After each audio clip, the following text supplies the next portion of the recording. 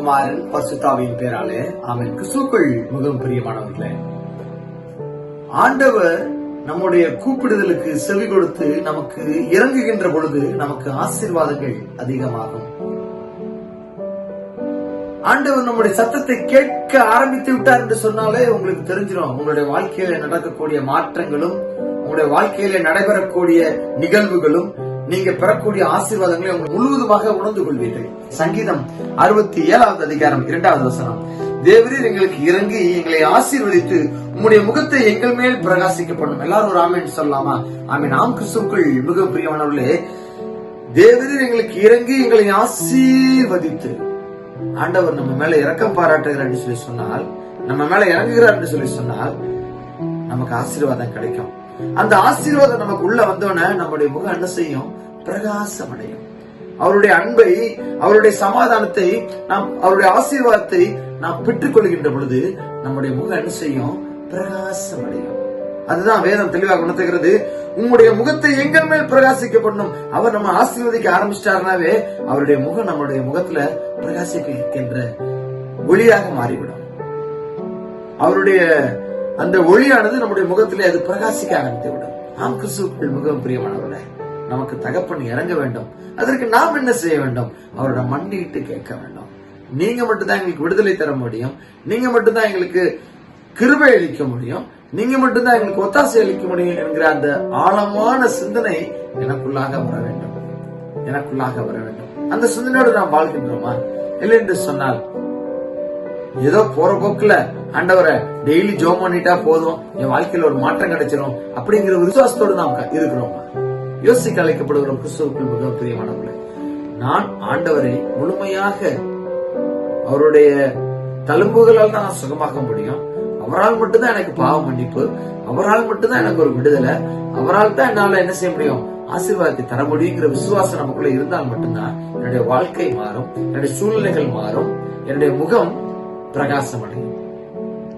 So நாம் ஆண்டவரை முழுமையாக ஏற்றுக்கொள்கின்ற பொழுது, ஆண்டவர் தான் என்னுடைய வாழ்க்கையில முதன்மையானவர், ஆண்டவர் தான் என்னுடைய வாழ்க்கையை முழுமையாக வழிநடத்தக்கூடியவர் என்கிற அந்த விசுவாசம் எனக்குள்ளாக இருக்க வேண்டும். கிறிஸ்துவுக்குள் மிக பிரியமானவர்களே, அதனாலதான் நம்மளுடைய சேனல் வச்சிருக்கிறோம். Jesus is our priority. இயேசுதான் எங்களுடைய முன்னுரிமை. அவர் தான் முதல்ல, ஃபர்ஸ்ட் அவர் தான், அதுக்கப்புறம் தான் மத்த எல்லாமே. எப்பொழுது எங்களுடைய வாழ்க்கையில நாங்கள் அதைத்தான் கடைபிடித்துக் கொண்டு வருகிறோம். அதனால நாங்கள் ஆசீர்வதிக்கப்படுகிறோம். நாம் கிறிஸ்துவுக்குள் மிக பிரியமானவர்களே, எங்க போனாலும் எங்களுக்கு ஏசப்பா தான் முதலிடம், அவருக்கு தான் முதலிடம். எங்க குடும்பத்தின் தலைவர் அவர், எங்க வீட்டுல முதல் உறுப்பினர் அவர், எங்களை வழிநடத்துகிறவர் அவர். அதனால எங்களுக்கு என்னென்ன துன்பம் வந்தாலும் நான் கலங்கிடவே மாட்டேன். யார் என்ன சொன்னாலும், யார் என்ன சொன்னாலும் நான் சோர்ந்து போக மாட்டேன். கிறிஸ்துவுக்குள் வாழும் எனக்கு எப்போதும் வெற்றி உண்டு.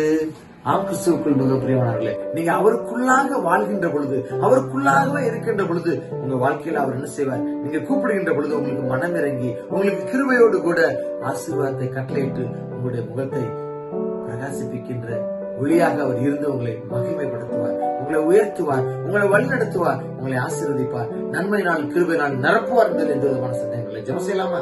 நேசிக்கின்ற அன்பு தகப்பனே இயேசப்பா, ஆண்டவரே நீர் எங்களுக்கு இறங்கி எங்களை ஆசீர்வதித்து உங்களுடைய முகத்தை எங்க மேல நீங்க பிரகாசிக்க பண்ணும்படியா ஜெபிக்க மாட்டவரே. ஆமாண்டவரே, ஒளியென உலகத்தில் வந்தவர் நீர். அந்த ஒளியை வைத்து எங்களை ஆண்டவரே, எங்களுடைய வாழ்வை சிறப்படைய செய்கின்றவர் நீர் ஆண்டவரே. அதை மற்றவர்கள் கண்கள் காணும்படியாக இந்த வீடியோ பார்க்கக்கூடிய ஒவ்வொரு பிள்ளைகளுடைய வாழ்க்கையில நீங்க மாற்றித் தரும்படியா ஜெபிக்க மாட்டவரே. டெய்லி உங்களுடைய வார்த்தைகளை தான் நாங்க சொல்றோம், நீ செய்த நன்மைகளை சொல்கிறோம். அதுதான் எங்களுக்கு கொடுக்கப்பட்ட கடமையா இருக்கிறதப்பா. நீ நல்லவர், நீ வல்லவர். ஆமாண்டவரே, நீர் மிகுந்த அன்புள்ளவரப்பா. அதை உணர்ந்த பிள்ளைகளாக எல்லாரும் அதை ஏற்றுக்கொண்டு உண்மையாண்டவர் நீரே ஆண்டவர் எல்லாத்துக்கும் சமாதான காரணம் என்பதை உணர்ந்து கொண்டு முழுவதுமாக எங்களை நாங்கள் ஒப்புக் கொடுக்க தேவன் கிருபை செய்யும்படியாக ஜெபிக்கிறோம். மனதுகளை மாற்றுங்க, சிந்தனைகளை மாற்றுங்க, எண்ணங்களை மாற்றும்படியாக ஜெபிக்கிறோம். ஆமாண்டவரே, உடைய ஒளியை எங்க மேல பிரகாசிக்க பண்ணும்படியாக ஜெபிக்கிறோம். முழுவதுமாக எங்களை தாழ்த்துகிறோம். துதிக்க நமக்கு எல்லாவற்றையும் செலுத்துகிறோம். இயேசு கிறிஸ்துவின் ஜெபம் கேட்கிறோம் நல்ல பிதாவே, ஆமென்.